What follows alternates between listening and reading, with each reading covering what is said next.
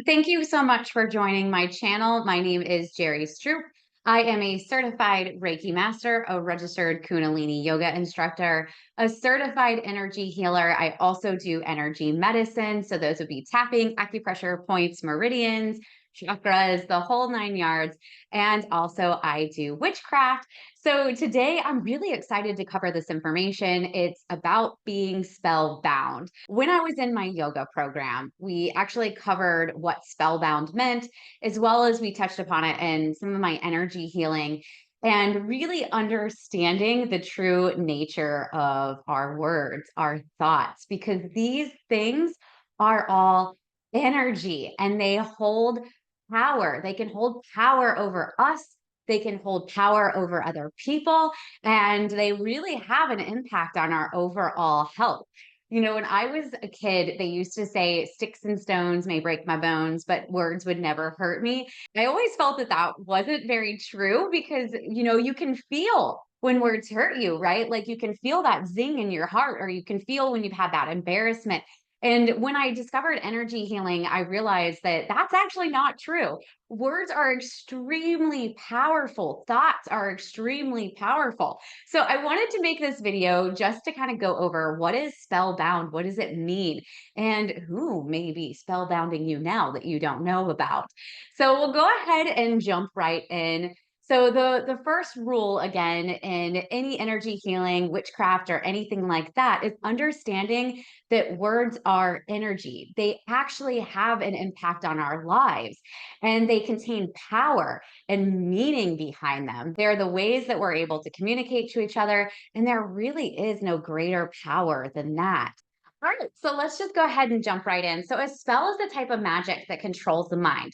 When you are bound to something, you are tied to whatever the intention of the spell is, even if you don't know it.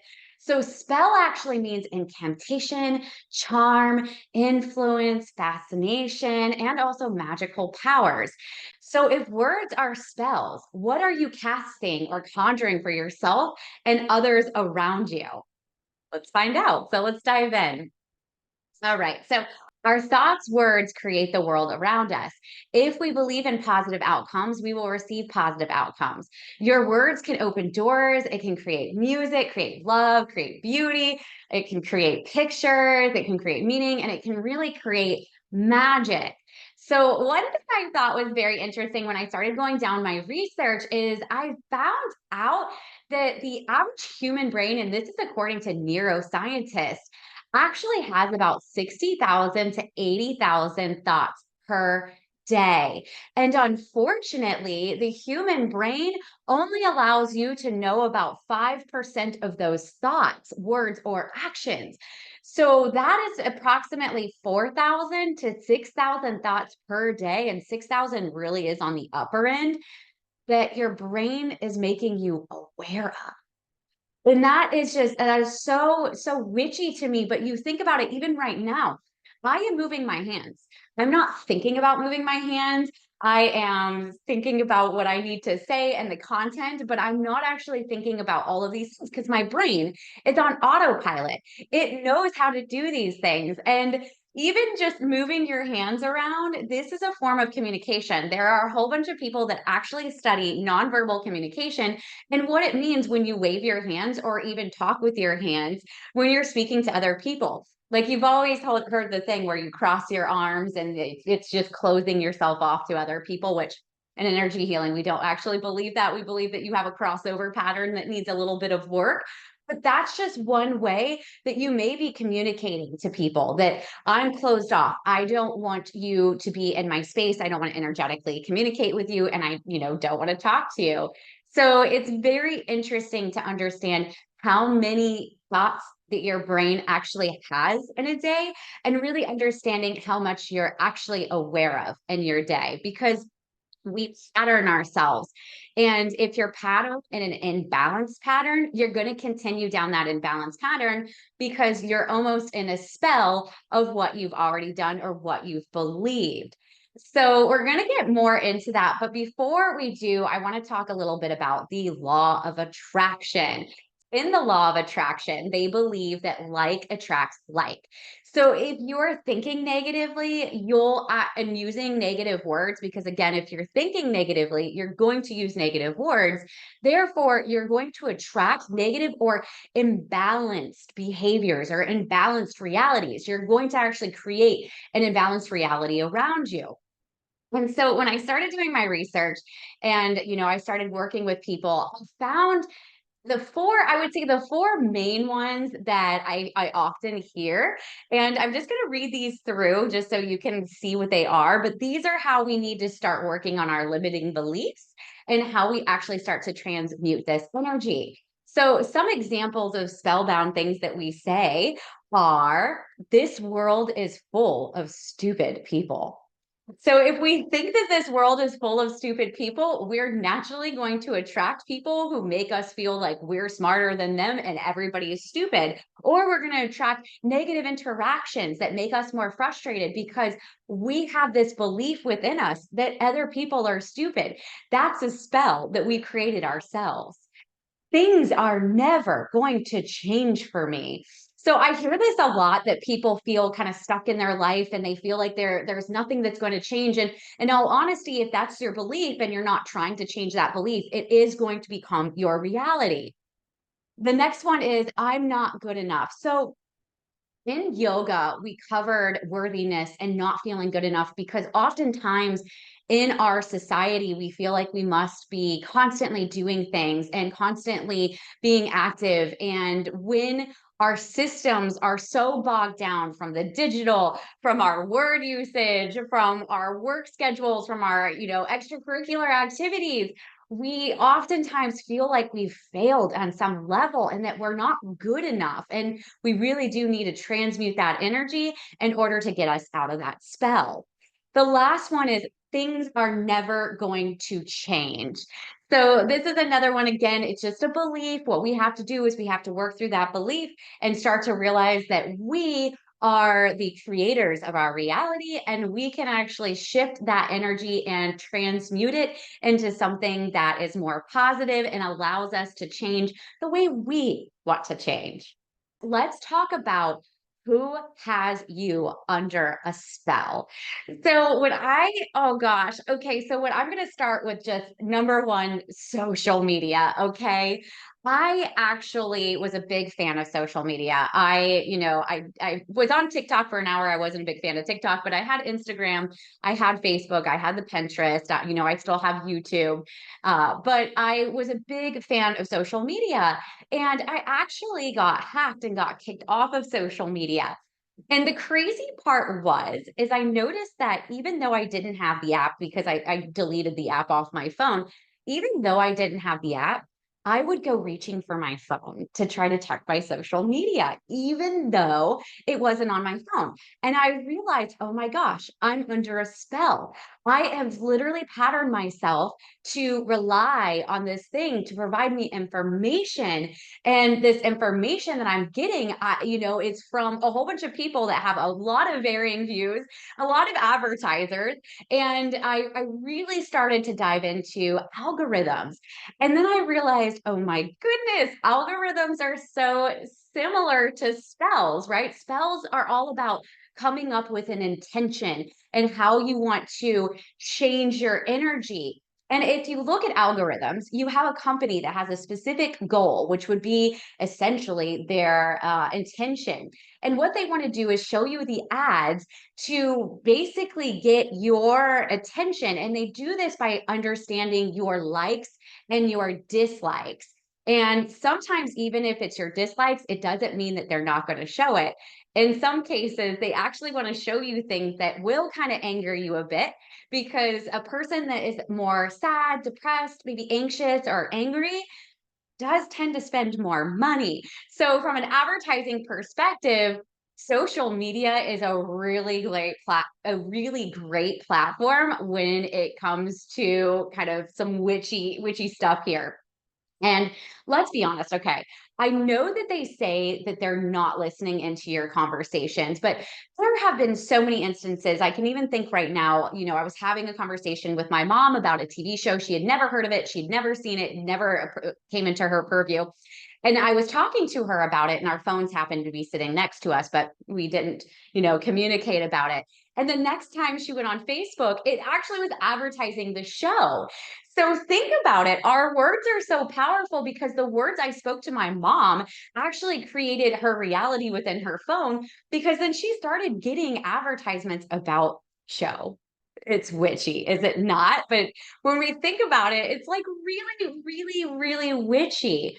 So yeah, so just you have to really notice what words you're saying, because if you're imbalanced and you're talking about a lot of imbalanced things, social media may start showing you a lot more imbalanced things. That's just going to train your brain further and further down that path, creating that reality for you. Another thing I wanted to talk about is that social media has created this new scrolling technology. And what they have found out is this scrolling technology and having, video after video of different emotions and, different music and different things popping up at you, it overstimulates your nervous system. And by using the rapid eye movement, you're actually creating new nerve pathways in your brain. And it's crazy because actually in yoga, we have something called the third eye stare. And that's essentially where you actually try to see if your eyes can look up at your third eye. And, you just see if you can get your eyes up there. And that's because it puts pressure on your optic nerve. And that helps you relax and calms the nervous system down. Now, if you haven't done Kundalini yoga and you don't know what a third eye stare is, another example I can use for you is hypnosis. So when people get hypnotized, they oftentimes ask them to roll their eyes back as high up in their head as they possibly can until, like, I think it's generally about 10 seconds, sometimes a little bit longer. But then once you relax your eyes, you tap into the parasympathetic nervous system. So you actually become deeply relaxed. And that is actually why they're able to explore more of the subconscious with you. So it's very, very witchy. All right. So the next thing I wanted to talk about is relationships. So, for relationships, those around you can actually have either positive or negative wording. And again, if their thoughts are negative, their words are going to be negative or imbalanced, and they're going to have imbalanced actions. And this is going to start training you because our brains are constantly learning. We're even learning from other people. I know that sounds insane, but we actually do. We learn a lot from other people. And even in advertisements, they always say that your best advertisement is word of mouth, because people often will believe, their friend or their parent or their neighbor. So advertisements are really big. So you will sometimes get spellbound to how your coworkers and your families and everybody around you are thinking and talking. Advertisement. So I like to call them the biggest witches in the industry. But their intention sometimes can be a little off, right? Because their intention is not for your best interest. It's not for you to be your healthiest self. I'm going to say always, right? There's some companies out there that are really trying to gear themselves towards health and wellness, but most of them just want to get their product in front of your face so they can make money and they can satisfy their stakeholders. And they do this by using songs and music and words and picture, and they capture your attention and they entertain you to keep you hooked. And in yoga, we always say that you want to do a mantra or a spell at least 3 times, because that's when it really taps into the subconscious brain and becomes part of your actual habit.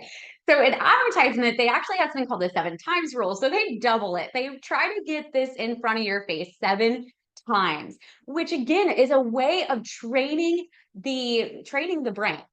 And if you don't believe me, there is a study that actually shows kids that actually don't watch TV consume 47% less junk food in general. And that's because they're not being exposed to the advertisements. See, our brains are learning even if we're not paying attention. So if an advertisement is showing you this yummy snack that, let's be honest, we know is not healthy for us, but they show it in a way that it looks like, a healthy woman eating it and she's vibrant and she's free, our brains are going to believe that we'll be vibrant and free if we eat this food. Even if you look at the ingredients and find out, oh my gosh, wait, in a French fry, there are 19 ingredients. In a chicken breast from Chick-fil-A, there's 47 ingredients. No way. But we don't oftentimes have the time to do the research. So our brains rely on the advertisements, and we actually make decisions based on that.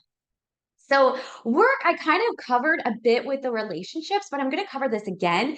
So, this is going to be how you have either a positive work environment or a toxic negative work environment or imbalanced work environment. So, if you're working in a place that's super upbeat and everybody's pretty positive, it's going to reinforce with you to be a positive, upbeat person. However, if your coworkers are all like, oh, this is the worst, I've heard so many people say that this is the worst.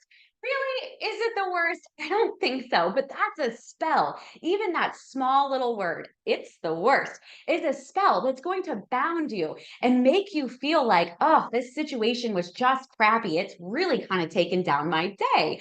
And we don't really want to feel like that. And we have to start transmuting that and holding each other accountable for the words that we say because they do hold energy. The next one is the news. Okay, so I have to be honest. I had to take a huge break from the news. There is so much fear out there. There is just so much negativity and imbalance that you see on the news that, again, your brain is learning. And when you see all of these negative and imbalanced things over and over again, even if you're not the type of person that feels like you would ever do that, you might actually start noticing that you start to align to that. And again, because it's a spell, we don't mean it to be a spell, but it's actually what is happening to us. So, a recent poll, I just want to make sure I have this right. A recent poll said that 80% of Americans said that the content that they're exposed to via digital media, including social media, the news, streaming applications, are actually mostly negative. And repetitive exposure to negative ideas can create negative thought patterns and negative word patterns, are imbalanced thought patterns and imbalanced word patterns.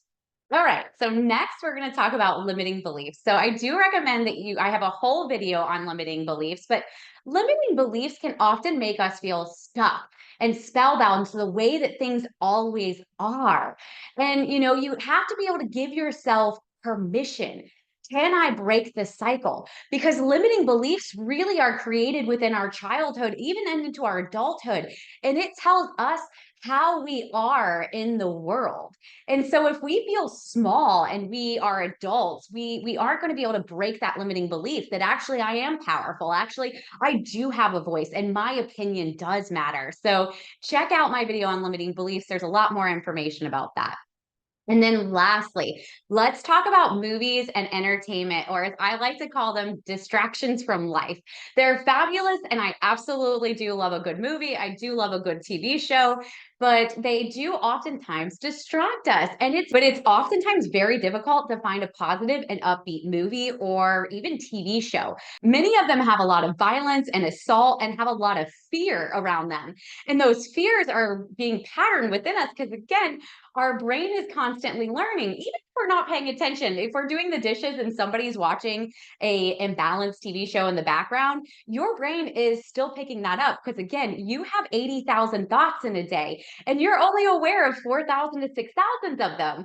So even if your brain is sucking this in, you don't realize that you may be pulling in a lot of imbalance. And also, a recent study showed that 90% of what you're exposed to through movies and TV shows does contain some type of negative imbalance or violence in it. And actually, the saddest part is 37% of those movies were actually geared towards children, which is even scarier. So we do need to ask ourselves if our minds are constantly learning, what content are we exposing ourselves to? How can we impact your views on yourself? And how much time are you really spending on digital? Because digital is training your brain, and we all know we're not the owners of the algorithms. Advertisers, politicians, governments. There's so many other people that own those algorithms and how they are gearing their ad or their platform in order to interact with you, your children, family members, pretty much everybody. So it's a very interesting thing. All right. So, healing and creating a positive environment to heal, grow, and thrive. So, the first thing I like to tell my clients is that it's really good to start a meditation or stillness practice when it comes to identifying if your words and thoughts are on the more of a positive side or a negative imbalanced state.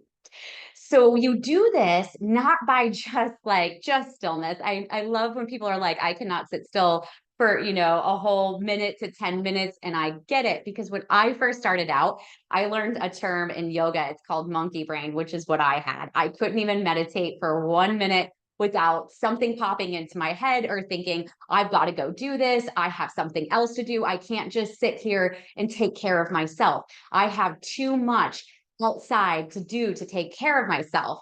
And so I started out with a movement meditation. So I would do the dishes for 10 to 15 minutes and I would try to just focus on the dishes and only the dishes. But I oftentimes would find my mind wandering.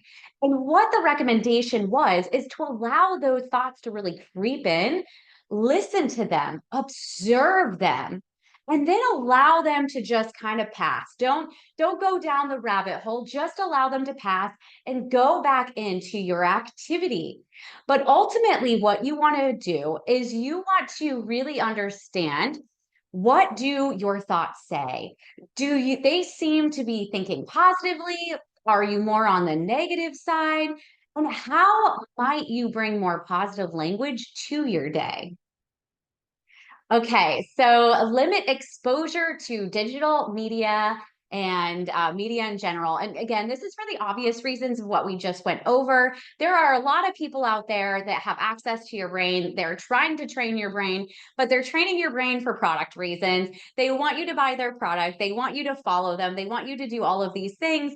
And a lot of times they are imbalanced themselves. Now, I'm not saying that everybody in this arena is bad or negative or imbalanced. There's a lot of good people out there. There's a lot of good content out there, but you just want to limit it. When I was a kid, I remember we were maybe allowed to watch an hour a day of TV, if that.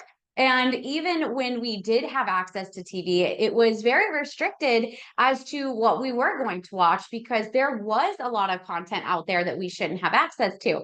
But now we have these little, digital computers in our pocket and we are looking at it more and more. I know some of my clients and people I speak to that have apps on their phone that limit their social media time. And oftentimes they hit the button to extend the time because even though they've hit their allotment, they still are just craving more because they're getting these amazing dopamine spikes. And it just makes them a lot more happy to be out of that world and out of their brain and being able to do what they would think would be relaxing. But again, algorithms are trying to train your brain, so do try to limit your exposure. Addressing limiting beliefs, this is really big again, so please check out that video. But limiting beliefs lock you into your routine. And if you have a limiting belief that it could actually impact you from being able to heal and grow and thrive in life. So really do check that out. I also recommend that people do a daily energy routine, at least 10 minutes a day. So this can release endorphins, dopamine, serotonin, and endorphins are a hormone that can help block pain or boost energy. Isn't that phenomenal? So working out can actually help you with your pain and help you if you're feeling lethargic to boost up your energy. And the effects can happen for 24 to 48 hours. So again, 10 minutes a day seems simple, but get on it and you will definitely feel better with those aches and pains. And so I wanted to talk about dopamine and serotonin. They're both neurotransmitters. So dopamine specifically can increase feelings of optimism and contentment in your life. So again, exercise is going to make you happy and make you feel content. Serotonin can actually combat depression, boost energy, and your alertness. So, all great things that you want. And again, it's just 10 minutes a day. Who doesn't have 10 minutes a day? And if you don't have 10 minutes a day, you're going to limit that exposure to digital and social media. You just got back 10 minutes a day, right? That's how simple it can be. Breath work. Super simple, but very, very powerful. The average human, so you have two nervous systems. You have the sympathetic nervous system and you have the parasympathetic nervous system. Both are designed to basically help you survive within this world. But if you're overstimulated or understimulated, it can have an imbalanced impact on your life. And when you work with the breath, you're able to slow down and take less breaths within a minute, which allows you to tap into more of the parasympathetic nervous system, which can keep you calm. So in yoga, we often talk about calm and chaos. And that's what the parasympathetic nervous system does. It helps us remain calm. Now, we always do need the sympathetic nervous system because that's who's going to alert us that something's wrong, right? That's the fight, flight, freeze, fawn. Like that is just like we are ready to go. So it's very important because it definitely keeps us alive. It keeps us alert. But we just want to make sure that we're not all the time in this anxious, like alert and freaking out that something is going to happen to us. We need to have some in between relaxed time. Lastly, find your passion. This allows us to have our own accomplishments outside of our relationships. That's work and home. We need to have something that fills our cup individually. What brings positivity back into your life? This is extremely important. Find out what fills your cup and bring it back into your life. All right. And as promised, these are the references that I had for some of the statistics. So if you want to go out there and look at this, it's very interesting. So the first one is the NIH. The second one is talking about children who do not watch TV consume 47% less junk food. So it's definitely an interesting read if you are interested in learning more about that and diving more into the research that I had. So thank you so much, loves, for watching this video. If you enjoyed the content, please hit the like button so I know to create more videos like this, and hit the subscribe button to get notifications of when I upload new content like this. And yes, thank you so much. I hope you have a wonderful day.